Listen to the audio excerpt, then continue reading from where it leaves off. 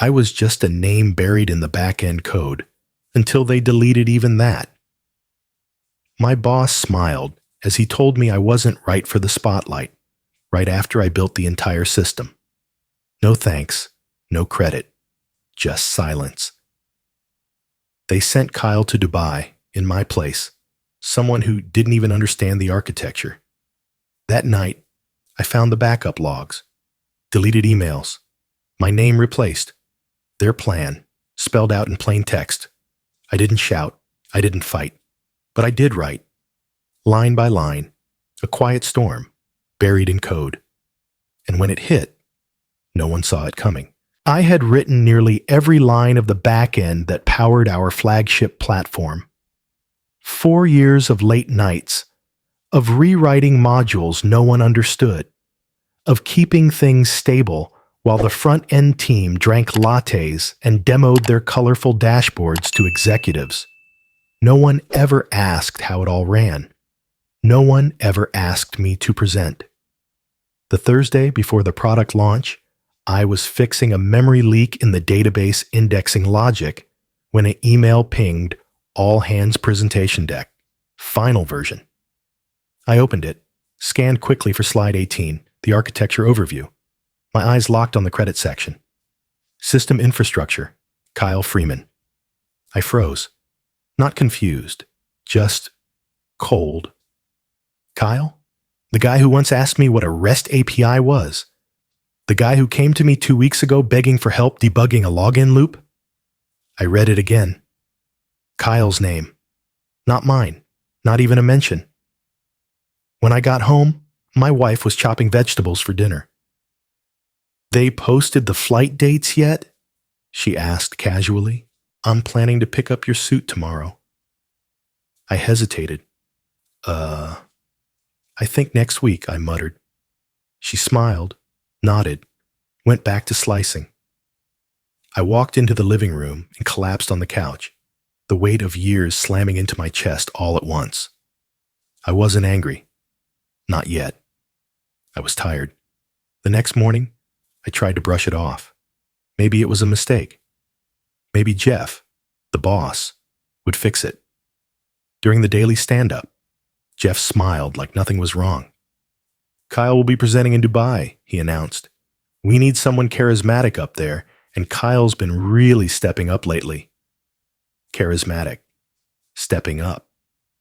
I heard the words like nails in drywall. I didn't say anything. I just nodded along with everyone else. My camera stayed off. That night, I called my mom. "Guess what?" I said, forcing some cheer into my voice. "I'm going abroad next month." "Oh, honey," she beamed through the phone. "You finally got that chance. Your father would be proud." I smiled tightly. My father, the one who told me to keep my head down and let my work speak for itself. It had spoken. They just weren't listening. Back at work, Kyle swaggered around like he'd built the servers himself. Jeff slapped him on the back, calling him our Dubai guy. I watched from my desk, fingers typing nothing.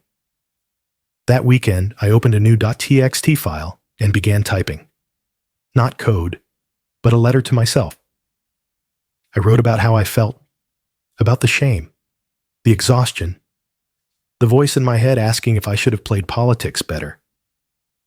Then I saved the file, encrypted it, and named it recovery.log. Monday, while reviewing some user feedback forms, I received an email meant for someone else. The subject line read, "Dubai reorg, internal only." It was from Jeff's assistant. I clicked. "Hey Jeff, per your note, I've updated the travel list and removed Noah. Kyle confirmed he's good with the talking points. We should probably disable Noah's admin just in case he sees the back-end slides." I leaned back. My chest didn't feel cold anymore. It burned. Not just exclusion, not just silence, but intentional erasure. They had planned it, discussed it, executed it. I opened the internal user portal. My credentials still worked. Curious, I checked my access rights. Backend system admin, active. System logs, visible. API management, full access. They hadn't disabled me. I stared at the screen, fingers hovering over the keyboard. No anger, no shouting, no grand plans. Just an overwhelming sense of calm. They had pushed me out. Quietly, politely, like slipping poison in a handshake. But they left the door unlocked. 2 days after the email mix-up, HR scheduled a check-in with me. I already knew what it would be. The assistant, a woman named Layla, who never looked me in the eye, began with practiced sympathy. Noah, I know it's been a busy quarter and, well, some tensions can rise in high-stakes projects. Jeff mentioned you might benefit from a short breather, a temporary leave. No pay, of course, but we'd keep the door open. A breather, I echoed. I wanted to laugh or scream, but I didn't. She smiled, relieved I didn't argue. We'll clear your desk by noon. You can collect your things. When I returned to my desk, there was already a box waiting. Someone had pre-folded it for me. Thoughtful. I began placing my personal items inside. A coffee mug my daughter painted, a notebook filled with architectural sketches, a worn stress ball shaped like a brain. No one around me looked up. I walked past rows of desks where I had fixed other people's code, solved silent outages before they became headlines, built the very backbone they relied on to keep their jobs. No goodbyes, just clicks and keystrokes, and a silence more deafening than any argument. I scanned out at the lobby. The security guard nodded like he didn't know I existed. Maybe he didn't.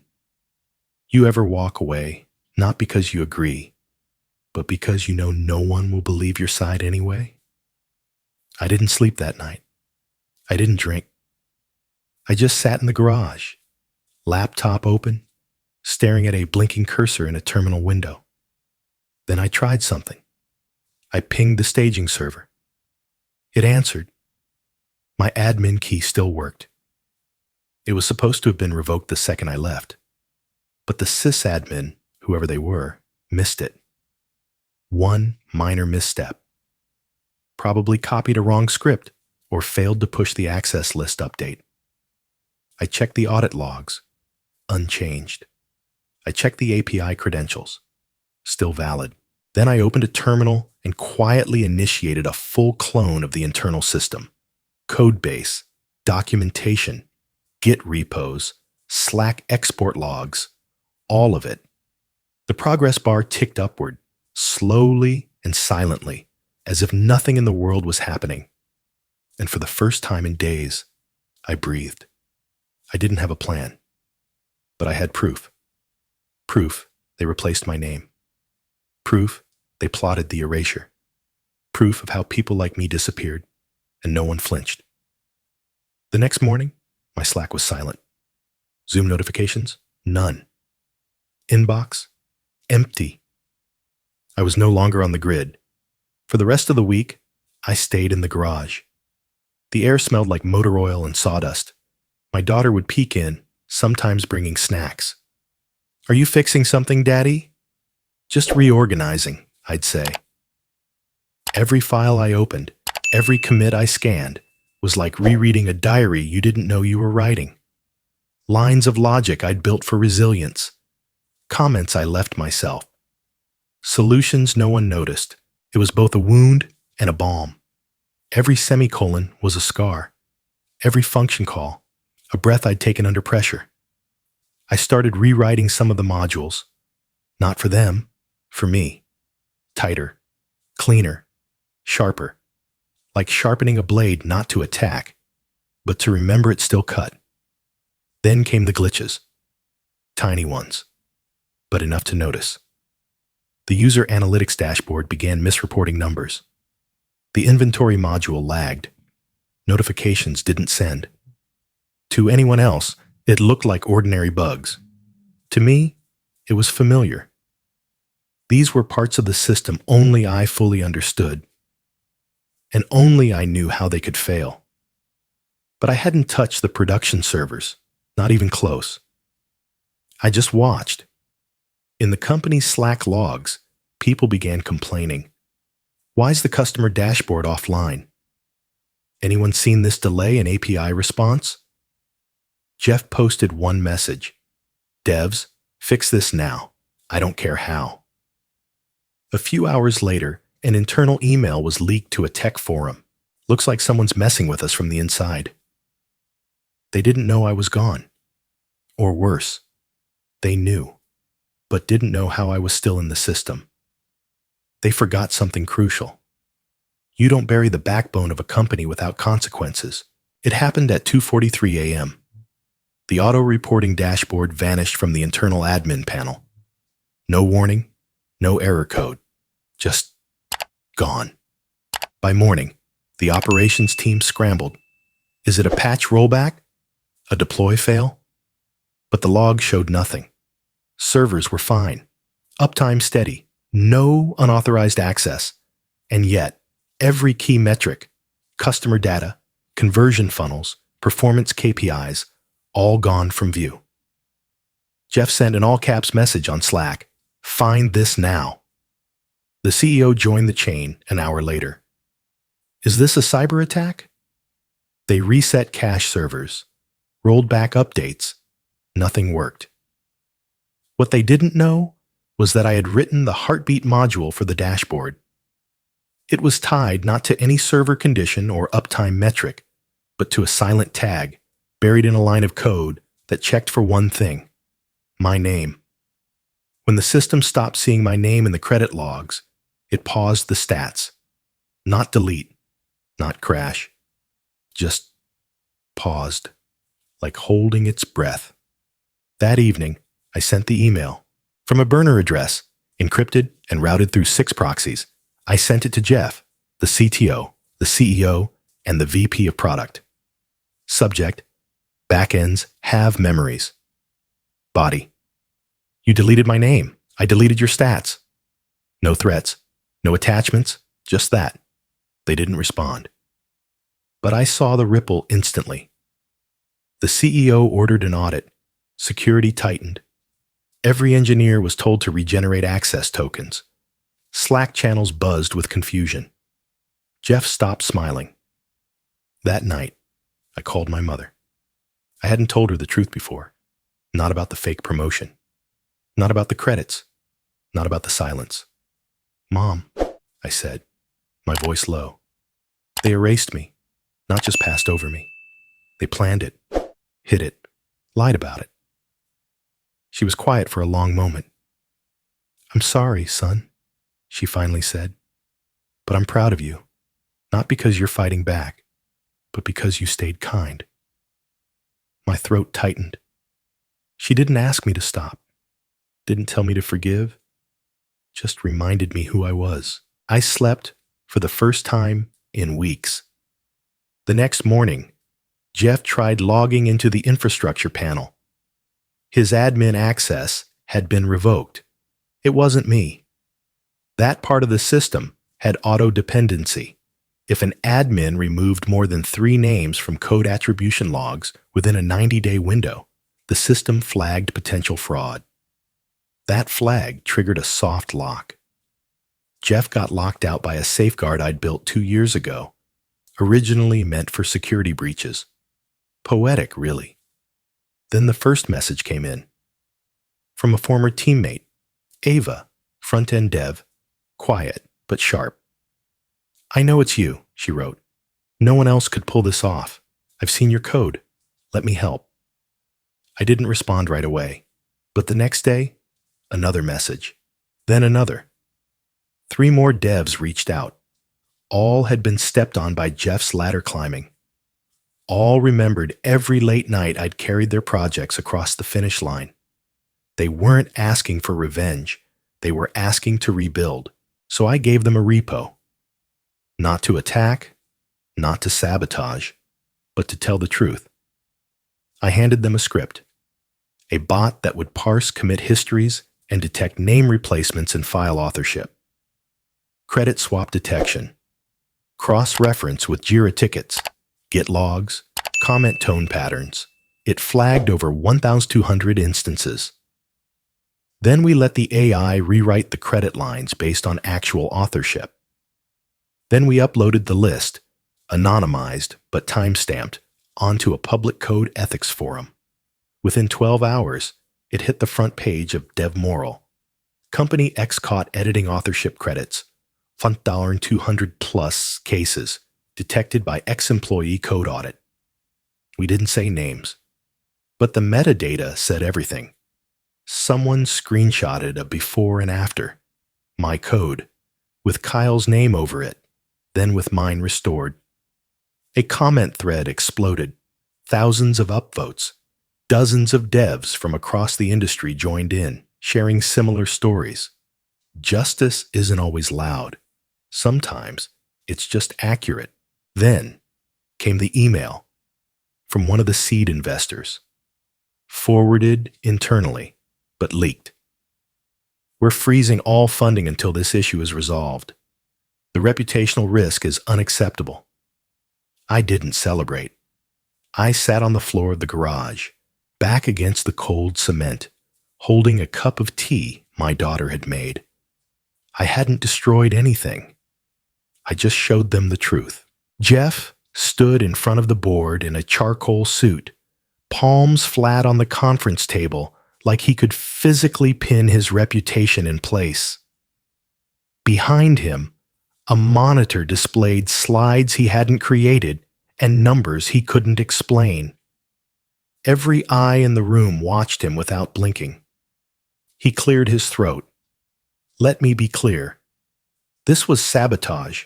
Someone with knowledge of our internal architecture used legacy access to manipulate systems.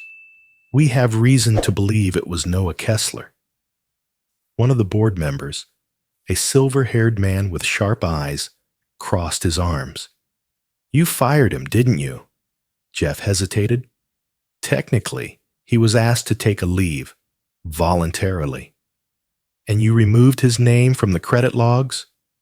Jeff smiled, thin and fake. That was a formatting issue. You did this before, Jeff, the man said flatly. Silence dropped like a pin. I sat on the board at Cantratech, the man continued. You ran this exact play there, buried the back-end lead, gave credit to your cousin, and got us sued for IP fraud. Jeff's face paled. That was never proven. But the pattern is there, another board member interrupted. Outside the room, whispers traveled faster than signals. The dev floor was dead silent, screens dim, heads turned toward Slack threads flooding with leaked logs, screenshots, and links to the public code audit. The truth was spreading. No explosions, no alarms, just data. Meanwhile, in my garage, I sat staring at a screen full of logs. Evidence, conversations, timelines, proof.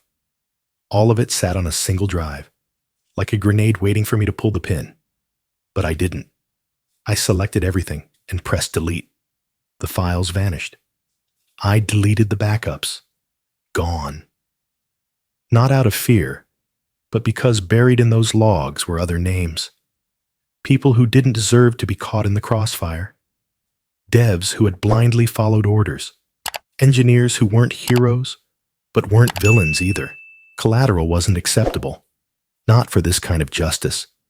You don't burn down a house to catch a rat. You trap it. Quietly. Later that evening, I received a message. Not from the board. Not from HR. From the CEO. A private line. Noah, this is Elise Torres. I'd like to speak. Just us. I'm not here to accuse. I'm here to understand. I agreed. We met at a neutral co-working space 2 blocks from HQ. She arrived in jeans and a hoodie. No assistant, no laptop. Just a yellow notepad. I've read everything, she said. I also read between the lines. I didn't speak. I want to hear it from you. Not the drama. the system, the rot. So I told her. From the beginning. The credit theft. The temporary leave. The AI script. The moment the dashboard blinked out, not because I attacked it, but because it remembered who built it. She took notes without interrupting. When I finished, she closed the pad. "You could have gone nuclear," she said. "I didn't want to destroy anything," I said. "Just correct it." She nodded. "Then let's do that." When I left the meeting, I didn't feel triumphant. I felt clean. That night, my daughter asked if we could build something together. I said yes. We cleaned off the workbench in the garage. She opened her pink laptop, and I showed her how to spin up a local server. "Let's write a function," I said. "What should it do?" she asked. I smiled. "Let's call it truth." She typed with small fingers, tongue sticking out in focus. We ran the script. It returned, "You matter." I felt my chest tighten. The next morning, I made a choice. No press, no blog posts, no viral thread. Instead, I compiled a full report. A timeline of misattributions, internal communications, system design notes, and restoration logs. It told the story clearly, accurately, but without flair. Then I sent it anonymously to the board, with one condition. Do not print my name. The system needed fixing, not me on a pedestal. Recognition didn't matter anymore. Reparation did. Later that week, my phone rang again. Same number. Elise. "Your report's already reshaping policy," she said.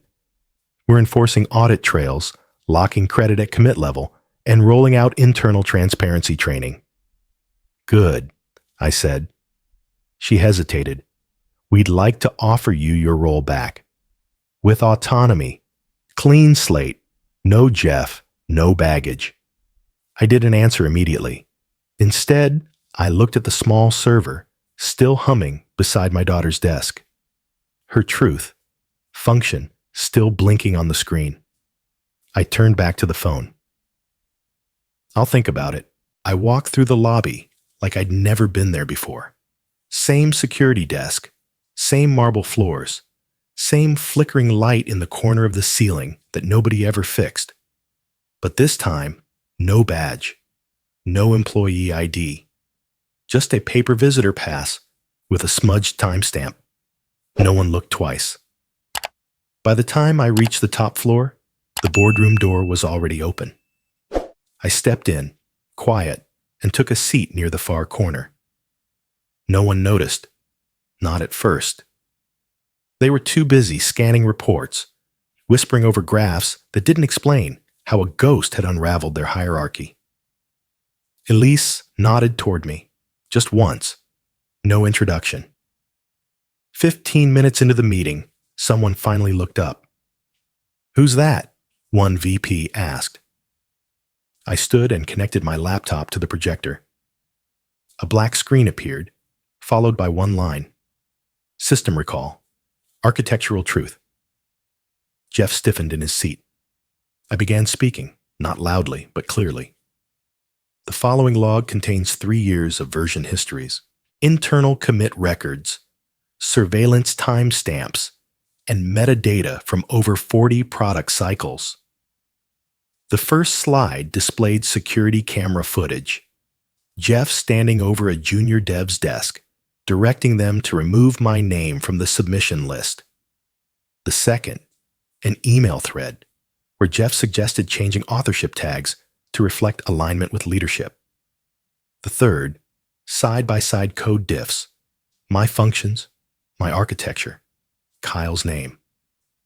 A slow, suffocating silence filled the room. Elise didn't say a word. She didn't need to. Every other person stared straight ahead, some in shock, some in shame. Then Jeff spoke. "This is manipulated." "No," I interrupted calmly. "It's pulled directly from your internal backup servers, which, ironically, I secured 2 years ago when no one else thought it was necessary. Jeff stood up, fast. I don't need to sit here and sit down, Elise said. Her voice was a razor. Jeff turned to her, blinking. Security will escort you out, she added. And they did. 2 guards walked in like it had been rehearsed. Jeff didn't even reach for his laptop. As the door closed behind him, the room exhaled. I stood still. You can erase a name, I said, but you can't rewrite the code. I left the projector running, stepped back, and sat down. Truth is heavy, even when it lands on the right side. After the meeting, Elise caught up with me outside. We want you back, she said, holding a folder in one hand. Not as a dev, as CTO. She opened the folder. A blank contract. No title, no terms. Just my name at the top, waiting for a signature. You pick your team. You set the tone. Clean house, if needed. I didn't take it. Instead, I pulled out a small printout from my jacket. It wasn't a resume. It was a list. 5 names. 5 people I'd worked with, mentored, or quietly watched get pushed aside the same way I had. Some had left. Some were still hanging on.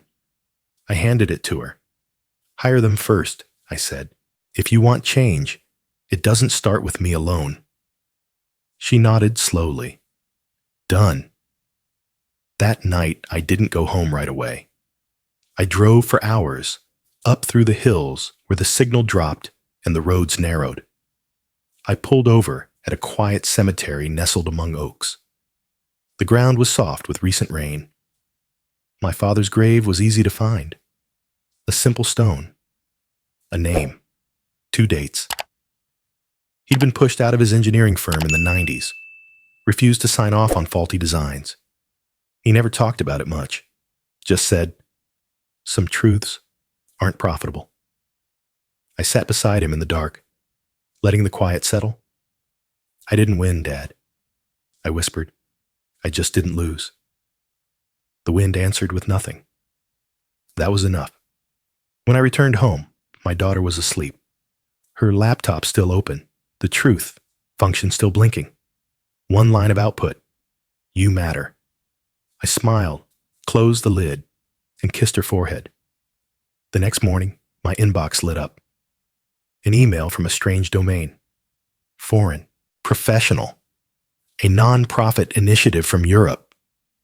Focused on ethical engineering, transparency, whistleblower protection. They'd read the audit report, traced the ethics script to my GitHub repo. They wanted to fund something called the Backbone Project, a decentralized support network for devs erased by bureaucracy. They offered full autonomy. No brand, no ownership, just support and trust. I stared at the screen for a long time. Then I began typing. The site went live at midnight. No ads, no press. Just a URL passed hand to hand, repo to repo, openbackbone.dev. The homepage was simple. Built by devs, backed by truth. Beneath that, a real-time counter. Number of anonymized cases submitted. Each case was reviewed, verified, and stored on a decentralized ledger. No names, just facts. Dates, code trails, paper trails. I didn't run it alone. Ava joined first. She handled UX and front end. Then Luis, our former security engineer, came in with infrastructure. Then Jonah from QA, who'd once been blamed for a failed release that was Jeff's fault. We didn't recruit. We simply existed. And people came. Within the first month, we had contributors from 12 countries.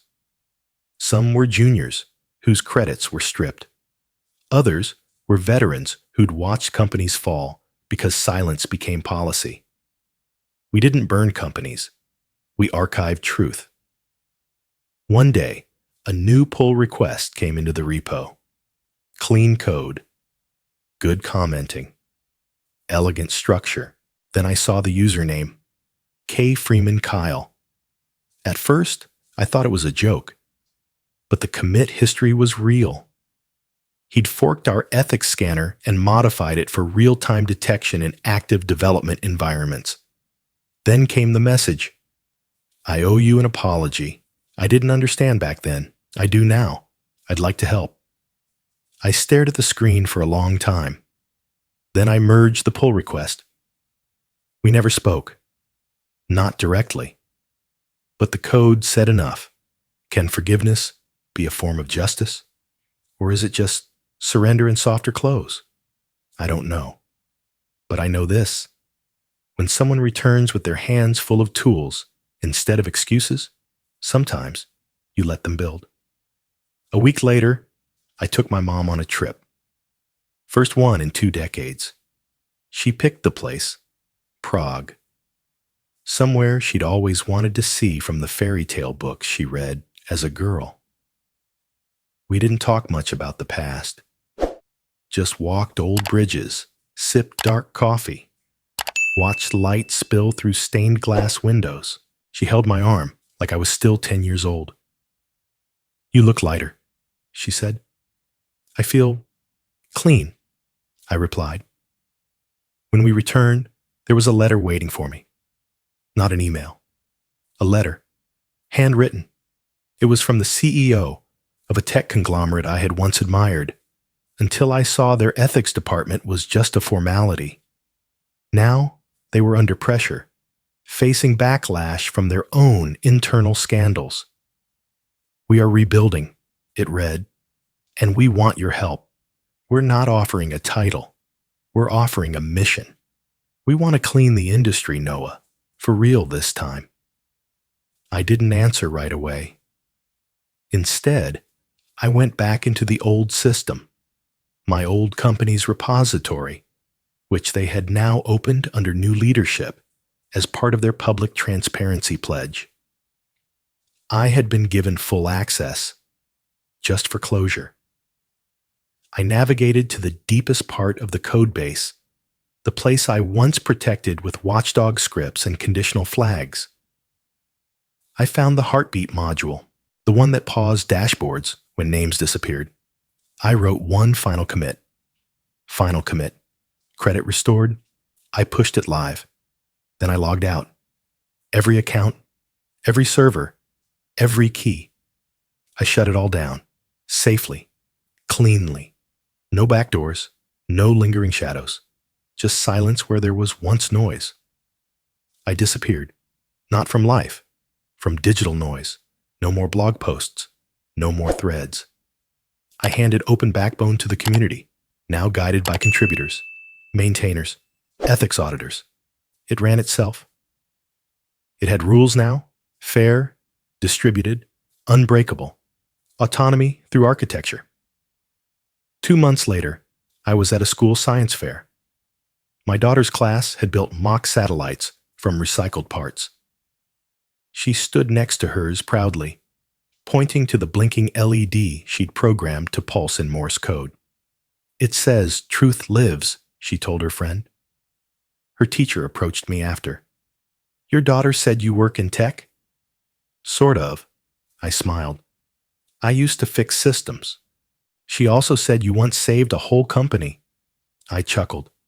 "Not saved, just reminded."